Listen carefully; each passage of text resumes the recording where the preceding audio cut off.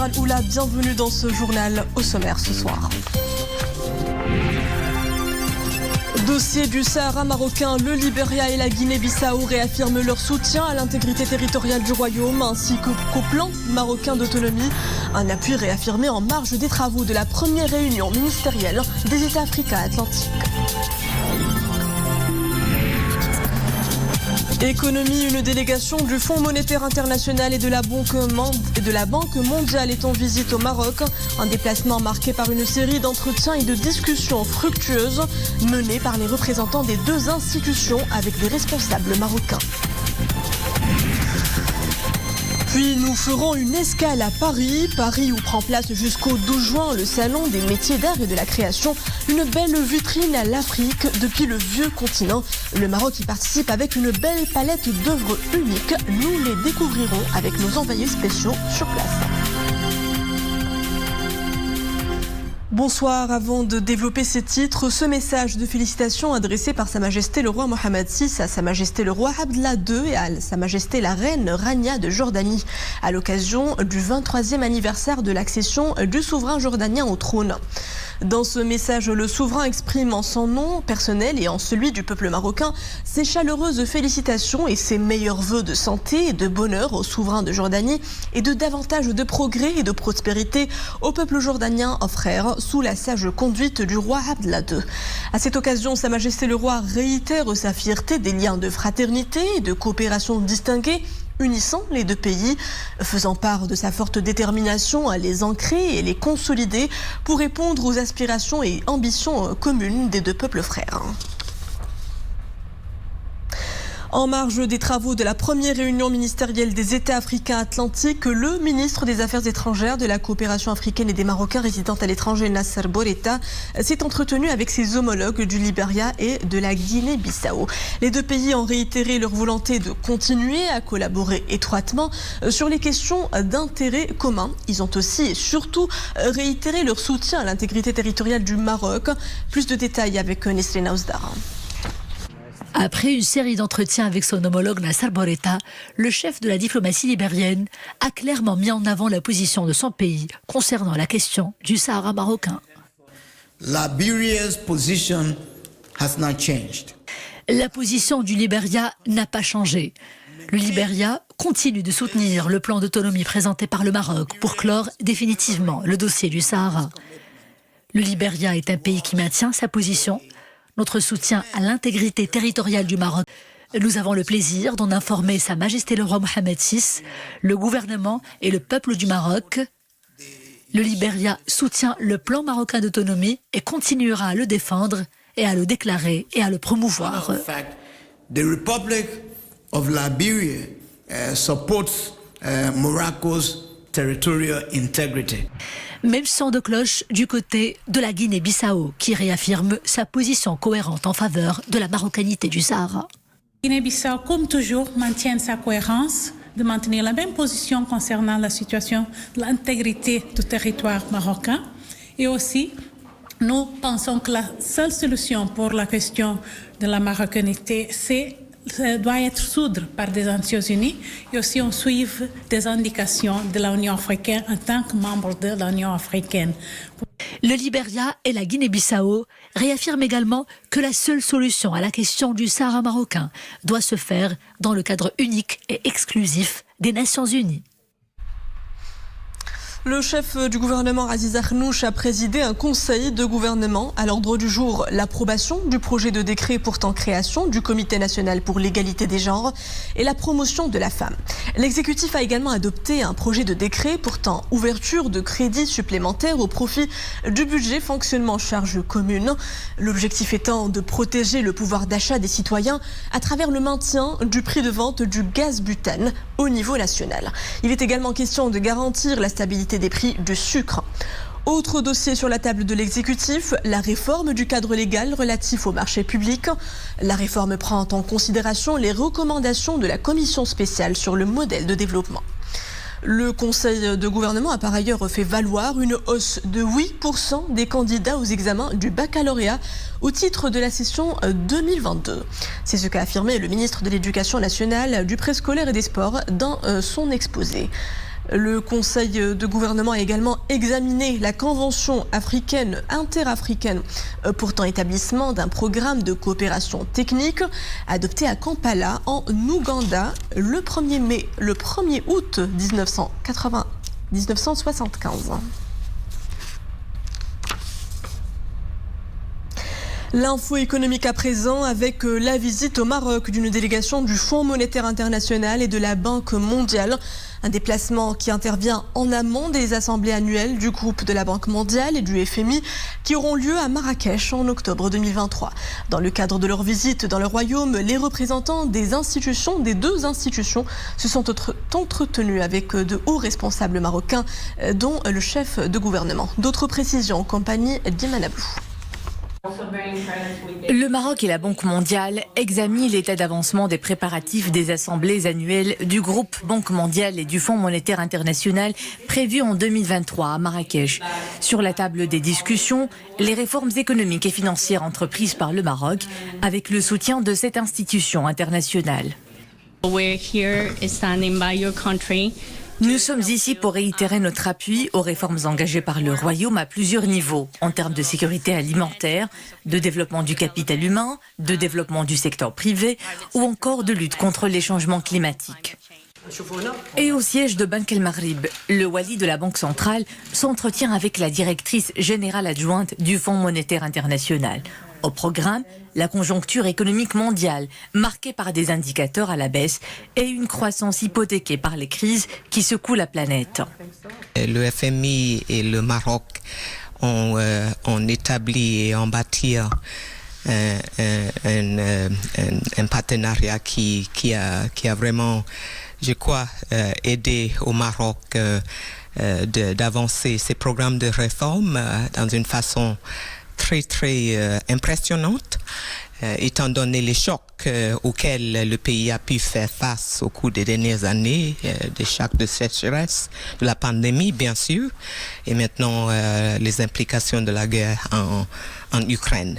Des questions brûlantes inscrites à l'agenda des futures assemblées annuelles des deux institutions financières mondiales.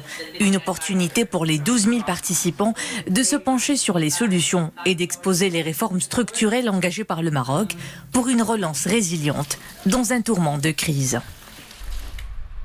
Les nouvelles infections au Covid poursuivent leur hausse. 966 contaminations enregistrées pendant ces dernières 24 heures.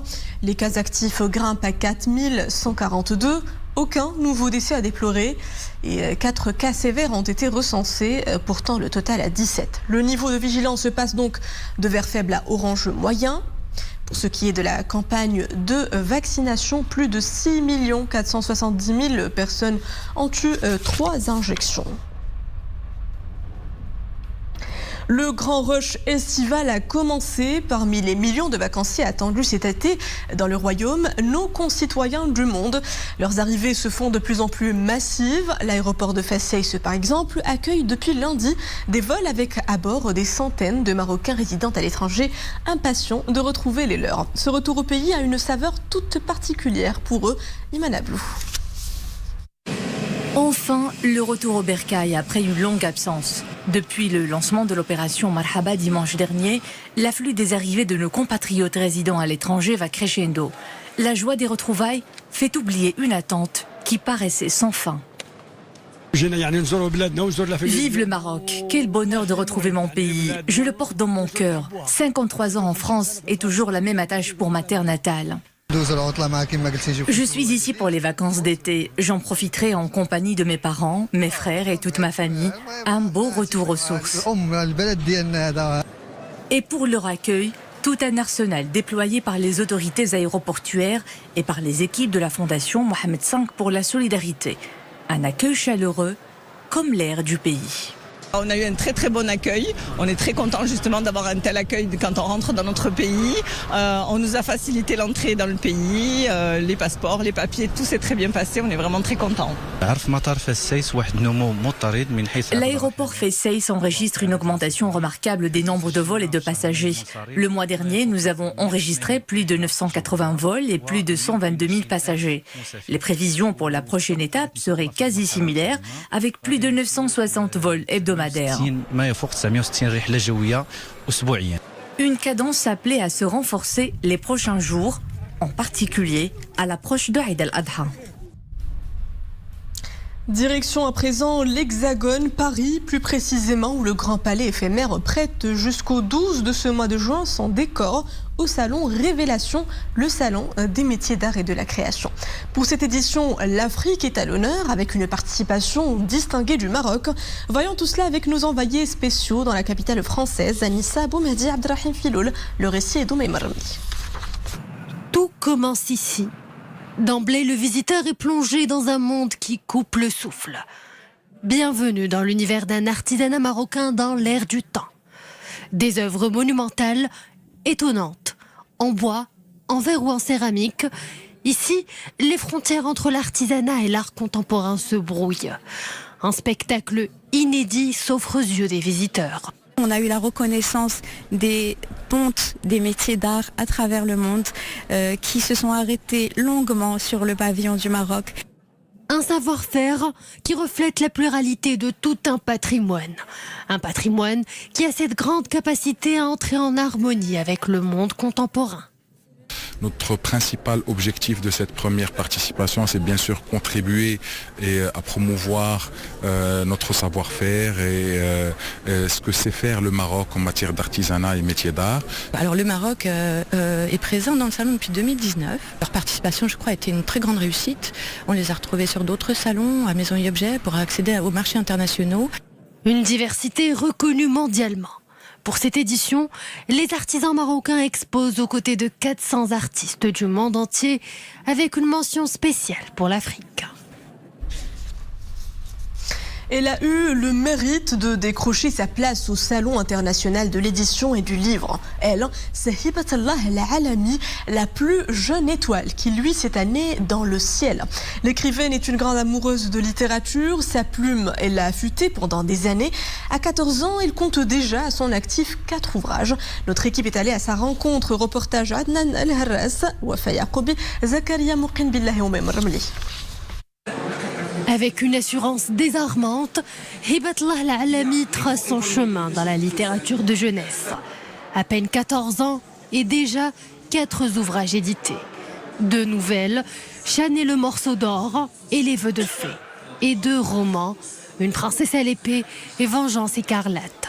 Dans ce dernier roman, Hibatallah traite du droit à la femme, à la liberté et à l'émancipation.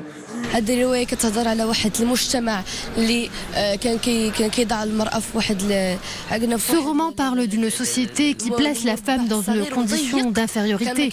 La femme n'a pas le droit de sortir et son rôle se limite à la maison. C'est le thème de mon roman. L'héroïne Rose se bat contre ces restrictions et les persécutions de genre. À travers le livre, j'ai essayé de passer des messages forts mais implicitement.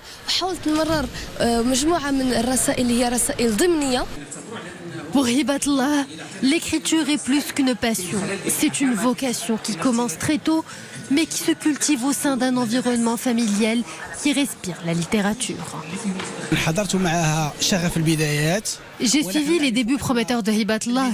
Elle est douée pour l'écriture par sa culture et son engouement. Dès qu'elle s'est mise à écrire, l'enthousiasme ne l'a plus quittée. Dans son temps libre, elle commençait à produire des nouvelles, puis elle s'est orientée vers le roman. Je l'encourage à continuer. Au Salon international de l'édition et du livre, Hibatallah cherche à mieux faire connaître ses œuvres auprès du public. Notre jeune écrivaine a des idées et de la créativité à revendre et un talent qui n'aspire qu'à être reconnu. Dans moins d'une heure, le 11 national croisera le fer avec son homologue sud-africain. Une rencontre de tous les espoirs. Les Lions de l'Atlas affronteront les Bafana Bafana pour le compte de la première journée du groupe K des éliminatoires de la Coupe d'Afrique des Nations. Vous le voyez sur ces images, les gradins du complexe sportif Moulay Abdallah seront bien garnis ce soir, des couleurs nationales. Un public qui aspire à une victoire qui apaisera la récente défaite des hommes de Halilouzic face à la sélection américaine. L'équipe nationale sera au complet pour ce match. On lui souhaite bonne chance.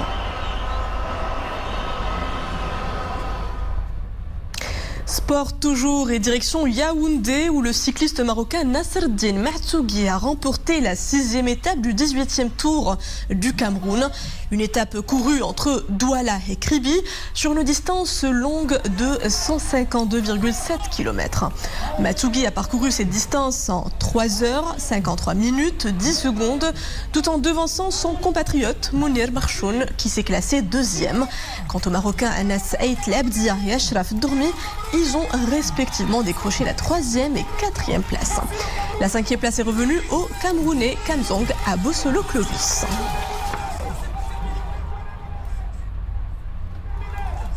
Et avant de clôturer ce journal, les couleurs du ciel, il sera bien ensoleillé les prochains jours. Avec ce coup de chaud généralisé dès demain, vendredi, une flambée du mercure est attendue pour cette fin de semaine. Le thermomètre va frôler les 42 degrés à Sidi Qassem, Sidi Slimane, Khmissat, Ouazzane, Taounat, Moulay Yacoub, Fès, Meknes, Sfrouk, Nefra, Khoribga, Beni Mellal, Fqeb Saleh et Taroudan. La vague de chaleur touchera aussi demain les provinces de Tata, Zagora et Rachidia avec des températures comprises entre 40 et 44 degrés.